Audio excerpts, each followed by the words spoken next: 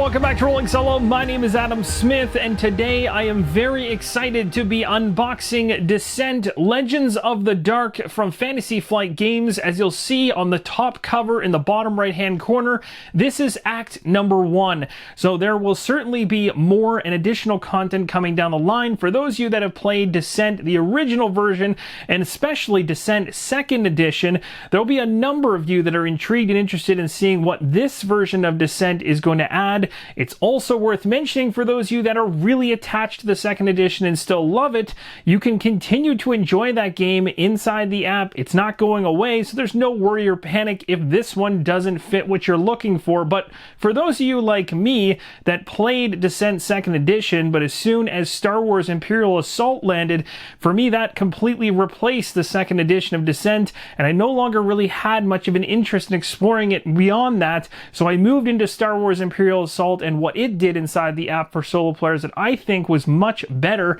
And now it's been a long time since I've dived into that universe for Descent, so I think it's a good time to start, especially on the ground floor. So without further ado, let's go ahead and open up this box. We'll check out all the components inside and give you an idea as to what you can expect to find inside this box. The very first thing you're going to see when you open up the box is the Descent: Legends of the Dark Learn to Play booklet. There's also additional booklets and pamphlets underneath of this. We're going to go through all those first, and then we're going to dive into the components. And of course, you can see miniatures already. We'll be checking those up close as well. There are 4 things to point out that come out of the top of the box: booklets and pamphlets. We have, as you saw earlier, the Learn to Play guide. There's also a lore guide underneath of it, as well as an assembly diagram and instructions around creating the terrain and the different aspects of the dungeon you're going to find when going through your campaign. And then on the far right, it just speaks to a role-playing experience that's coming up from Fantasy Flight Games. Inside the Learn to Play guide, you're going to find some narrative text around blood and flame. Underneath that, on the far left-hand side, is the overview.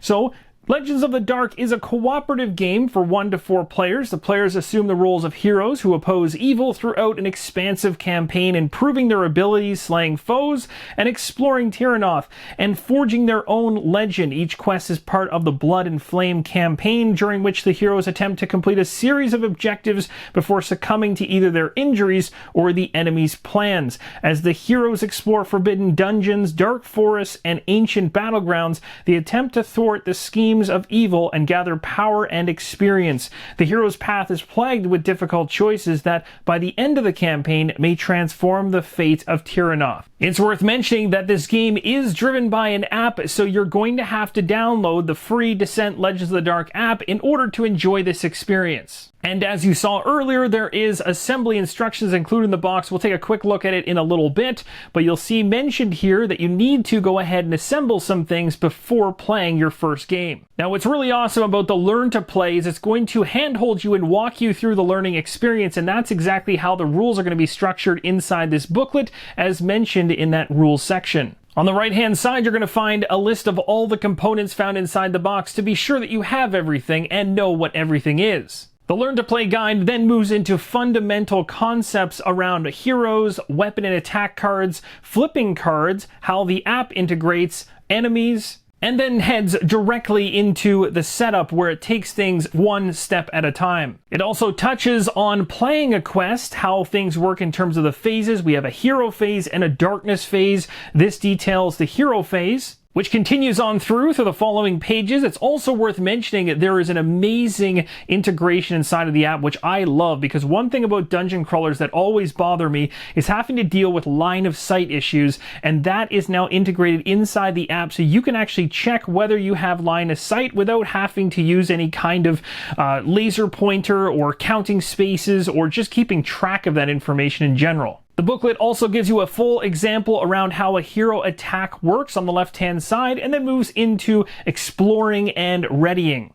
The darkness phase is detailed here, but as you can see, it is very small, and this is where the benefit of an app comes into play, because now you don't have to actually manage as much around the darkness phase, because the app is going to be taking care of a majority of that for you. For those curious about the winning and losing conditions, I've given you a close-up of this area so you can see that information. So even though the darkness phase flow is very compact in this top left-hand section, on the right-hand side you'll see a section all around activating enemies, because when the app is giving you information on how that works, you need to understand how to target, how to move, and how to use range and line of sight. And this continues very similar to the hero phase, giving you an example of an enemy activation on the right as well. We then move into things like damage and fatigue, more tests, hero effects, and additional enemy rules. The terrain section is certainly going to be something you're going to want to focus on. You're going to have 3D terrain that's not only going to impact the gameplay, but also make the game more immersive overall. There's an elevation involved, a section fully devoted to that. And as we head towards the end of the book now, we head into the campaign rules section. This next portion of the booklet concentrates on the city screen, which I'm really intrigued about. You got feats going on here, craft halls, armories, shops, events.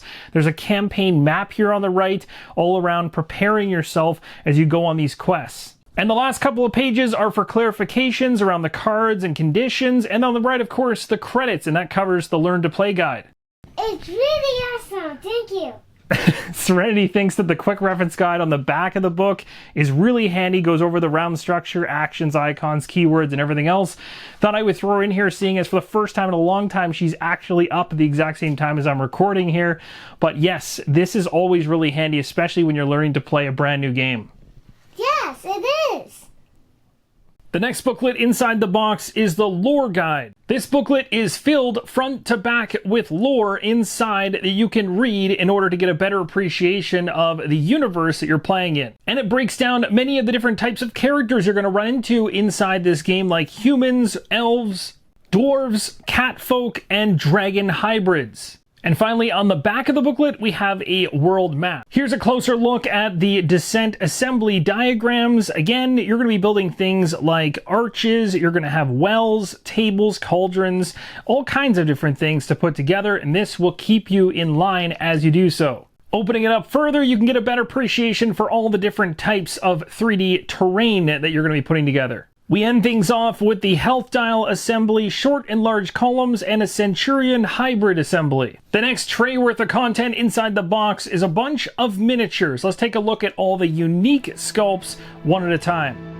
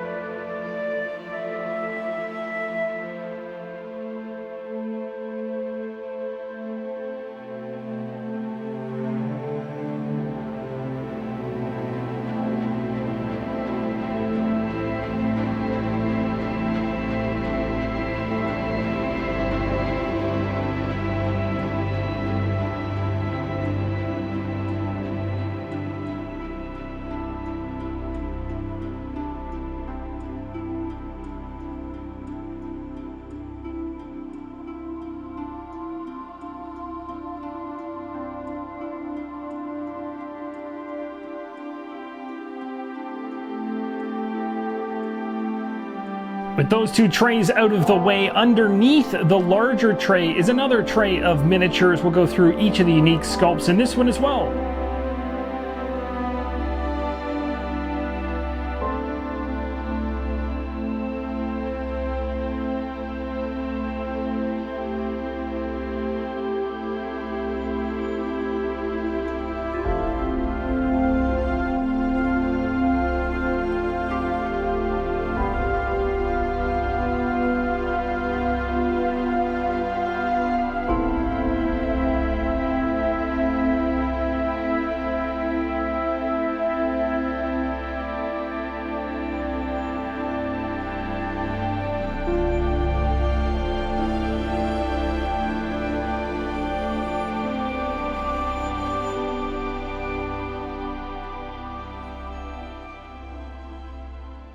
We've now moved past those trays of miniatures and we're now heading further into the box. Now, the thing to note about how this box is structured is the top section is on its own. So in other words, I can lift off this entire top section from right here and it will actually pick up and disconnect from the rest of the box. Inside of it, we're going to be checking out all the tiles and punch boards right now. Taking everything that's in that top box compartment out, we've got ourselves, as I mentioned, a whole bunch of punch boards. Underneath of that, there are decks of cards. There's also the character dashboards and likely the enemy dashboards in the top right-hand corner there. We have some more tokens. These ones are more like 3D printed tokens. And then we also have some dice. It's also worth mentioning, GameGenic has also put in some sleeves as well, so you get an idea as to how they actually feel on the product. Of course, that's likely leaning you towards picking them up or not, depending on if you're an individual who likes to sleeve. I don't know about you, but I'm very interested to find out what is in this pile of punch boards. We're going to go through both sides of each one of them right now.